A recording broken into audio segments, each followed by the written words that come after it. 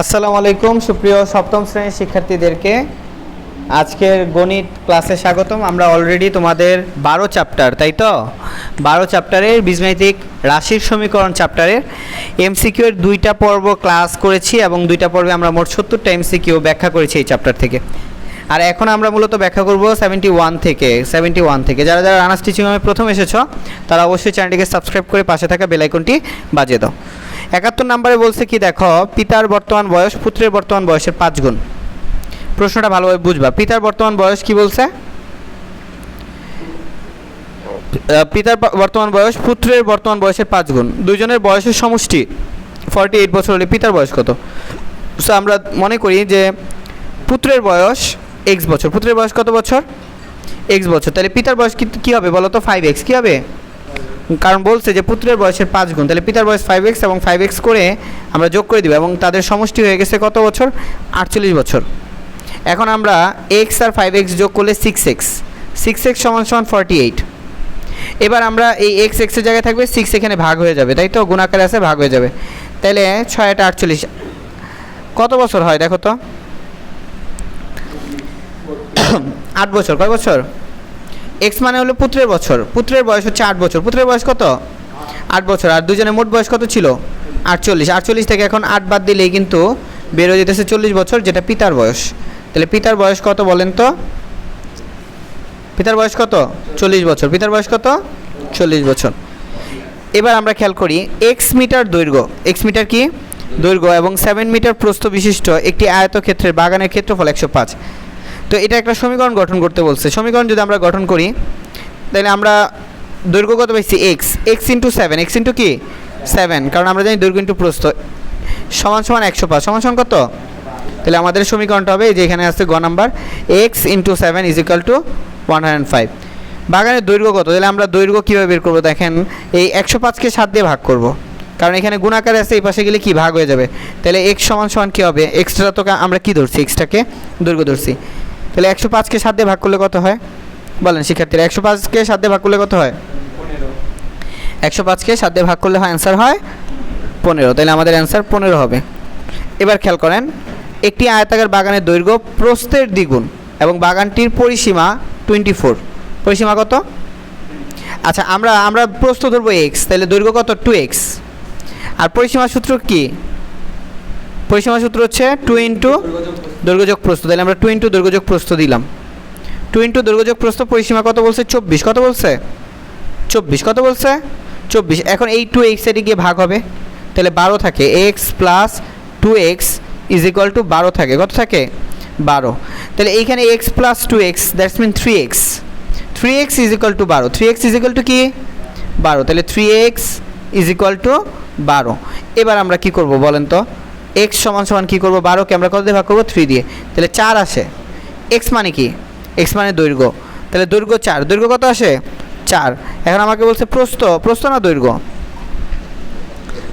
প্রস্থের দ্বিগুণ। তাহলে প্রস্থ বলছে, প্রস্থ 4 আসে। প্রস্থ, দৈর্ঘ্য না, প্রস্থ 4 আসে। তাহলে আমাদের অ্যান্সার হবে 4। অ্যান্সার কি হবে? 4। অ্যান্সার 4। আশা করি বুঝতে পারতেছো, নাকি বুঝো না?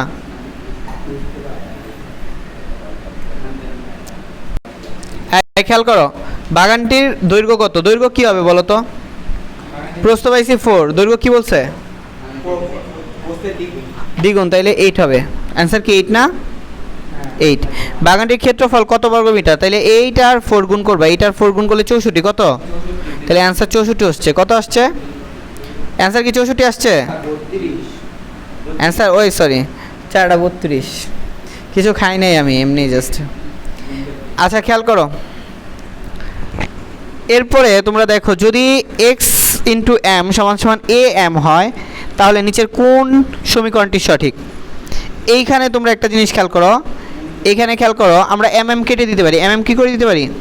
তাহলে x সমান a, এই সমীকরণটি সঠিক। 78 নাম্বারটা কি বলছে? y প্লাস 17, তাই তো?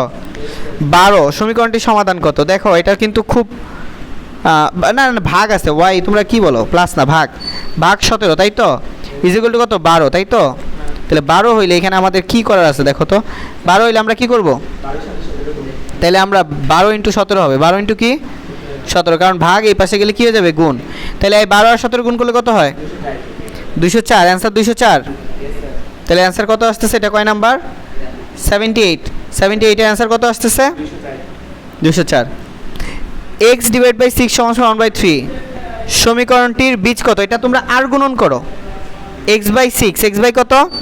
6 সমান সমান 1/3। আর গুণন করতে পারো? ক্রস গুণ করবা। কি গুণ করবা? ক্রস। দেখো ক্রস গুণ কীভাবে করে, x এর সাথে 3 গুণ করবা আর 6 এর সাথে 1 গুণ করবা, তাহলে 3x সমান সমান 6। এখন দেখো x কে তার মানে আমরা কত দিয়ে ভাগ করব? 6 কে আমরা কত দিয়ে ভাগ করব? 3 দিয়ে। কত দিয়ে ভাগ করব? 3 দিয়ে। তাহলে 6 এ যদি আমরা 3 দিয়ে ভাগ করি তাহলে কত থাকে? 2 থাকে। কত থাকে? 2। তাহলে আমাদের x এর মান হচ্ছে 2। x এর মান কত? 2।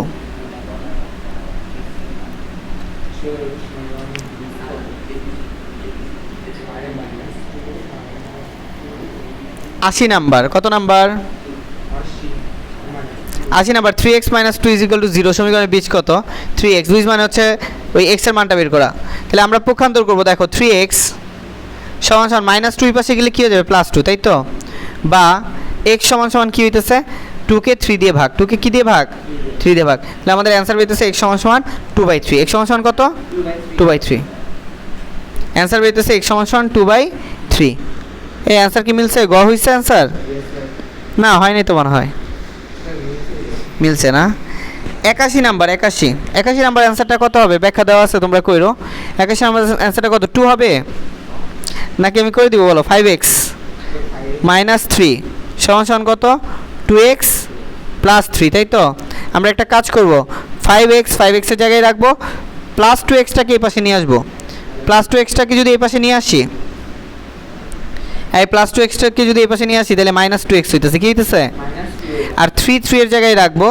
আরেকটা কাজ করব, সেটা হচ্ছে কি -3টাকে এই পাশে নিয়ে আসলাম। এই যে -3 ছিল এটাকে এই পাশে নিয়ে আসছি। তাহলে আমাদের অ্যান্সার হইতেছে 3x সমান সমান 6। তাহলে এবার আমাদের x কত হবে বলো তো? 2 হবে, কারণ 6কে আমরা 3 দিয়ে ভাগ করব।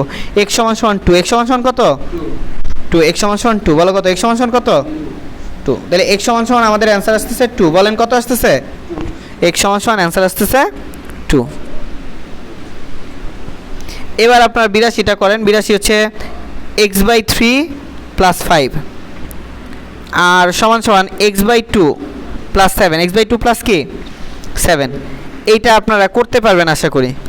এগুলাকে এক পাশে নিয়ে যাবেন। দেখেন x/3 আছে না ভাই, মাইনাস করে দেবেন x/2 সমান সমান 7 - 5। ঠিক আছে? করে ক্যালকুলেশন করে লসাগু গসাগু করে আপনাদের অ্যান্সার আসবে -12। কত আসবে অ্যান্সার? বলেন অ্যান্সার কত আসবে? -12। অ্যান্সার আসবে -12। তাহলে আমাদের অ্যান্সার আসবে -12। এখানে আমাদের z এর মানটা বের করতে বলছে। আমরা অঙ্কটা সুন্দর করে লিখি। -1 / 3 সমান সমান কত? 5, তাই তো? তাহলে এখানে আমাদের z এর মান বের করতে বলছে। তাহলে আমরা z এর মান কীভাবে বের করবো? দেখেন আমরা লিখব 2z - 1 সমান সমান 3 × 5 = 15। আর গুণন করলাম, তাহলে 2z সমান সমান 15 + 1। 15 প্লাস কি? 1, তার মানে হইতেছে 16। এবার 16কে আমরা 2 দিয়ে ভাগ করবো, তাহলে 8 হবে অ্যান্সার। কত অ্যান্সার হবে? 8। কত নাম্বার ছিল এটা? 83 নাম্বার। 8 হবে অ্যান্সার।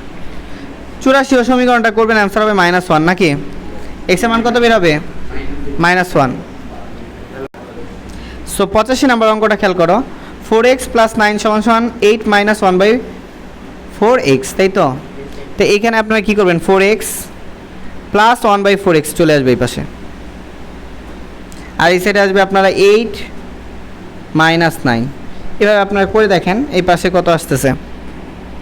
এবার আপনারা করে দেখেন, এখানে আমরা যদি এভাবে করি, 4 হচ্ছে লসাগু, তাহলে 4 × 4 = 16x, আর এখানে থাকতেছে শুধু x, আর এখানে থাকতেছে -1। তাহলে আমরা করলে পাইতেছি 17x, আর এখানে 4 সমান সমান -1। তাহলে 4টা কি ওই পাশে কী হয়ে যাবে? 4টা গুণ হয়ে যাবে। আর গুণন কী হয়ে যাবে? গুণ। এই পর্যন্ত তো বুঝছেন। তাহলে এই পর্যন্ত বুঝলে দেখি আমরা একটু মুছি। আমরা লাস্ট কত পাইছিলাম? কত নাম্বার এটা? 85 নাম্বার। লাস্টে আমরা কত পাইছিলাম? 17x পাইছিলাম। 17x নিচে কত ছিল? 4, তাই না? 4 ওই পাশে গুণ হয়ে যাবে না? গুণ হয়ে গেলে -4 হয়। কত হয়? তাইলে এখানে অ্যান্সার হবে ঘ নাম্বারটা। কারণ এই 17টা আবার ওই পাশে গিয়ে ভাগ হবে। তাহলে -4/17, -4/17। এরপরে কত নাম্বার? 86, তাই তো? 86টাও এরকম পক্ষান্তর করে কইরেন। 2z কত আছে? 2z/3 সমান এখানে কত হবে? -3/4, আর এখানে প্লাস হয়ে যাবে 2/6, প্লাস কি হয়ে যাবে? 2/6। তো আপনারা ক্যালকুলেশন করে দেখবেন, অ্যান্সারটা আসবে কত? 86 অ্যান্সার কত? ঘ। এখানে করা আছে ব্যাখ্যাটা, আপনারা দেখতে পারেন, ব্যাখ্যাটা ধরে করবেন। হ্যাঁ, 86 পরে কত? 87। 87তে কি বলছে? 3x/4 -1 = 5। তাহলে আমরা এইখানে কি করতে পারি দেখেন, 3x/4 -5 + 1 হয়ে যাবে, প্লাস কি হয়ে যাবে? 1, তাহলে 6 হয়ে গেছে। কি হয়ে গেছে?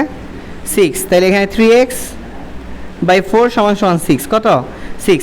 এখন আবার পরের লাইনে কি হবে? 3x = কি হবে? 6 আর 4 গুণ হবে, 4 6 24, 4 6 কত? 24। এবার 24কে যদি আপনি 3 দিয়ে ভাগ করেন, 3 8 24, 8 হবে অ্যান্সার।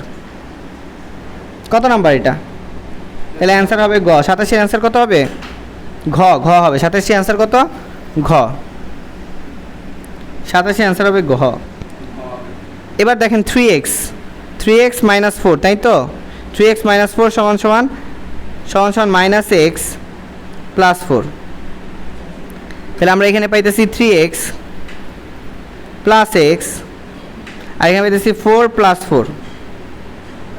তাহলে আমরা এখানে পাইতেছি 4x = 8। 4x = কি? তাহলে এইখানে 4টা ওই পাশে গিয়ে ভাগ হয়ে যাবে, তাহলে 2 আসবে অ্যান্সার। কত আসবে? 2। x এর মান আসবে 2। x এর মান কত আসবে? 2। তাহলে দেখেন তো এটা কত নাম্বার? 88 ছিল, 88 এর অ্যান্সার 2। পরে 89টা দেখেন, 89 এর অ্যান্সার আসবে কত? 89 এর অ্যান্সার কত বলেন তো? 89 এর অ্যান্সার কত? শুধু 3। 89 এর অ্যান্সার যদি 3 হয়, 90 এর অ্যান্সারটা কত বলেন? 90 এর অ্যান্সারটা হবে 5। এটা আপনারা করে দেখেন, 90 এর অ্যান্সার 5 ব্যাখ্যা করা আছে, সুন্দর করে দেখেন পক্ষান্তর করে। সো এই পার্টে আমরা 90 পর্যন্ত করলাম। নেক্সট পার্টে আমরা বাকি কয়টা থাকে আর? 12টা, কয়টা? 10টা, 22টা, টোটাল কত? 112। Okay fine. তাহলে বাকি 30টা কেমনে থাকে? রাইট, 90 আর 10 100, আর 12 22টা থাকে, আর 30টা কেমনে হয়? Okay fine. আল্লাহ হাফেজ, সবাই ভালো থাকেন, সুস্থ থাকেন। আসসালামু আলাইকুম।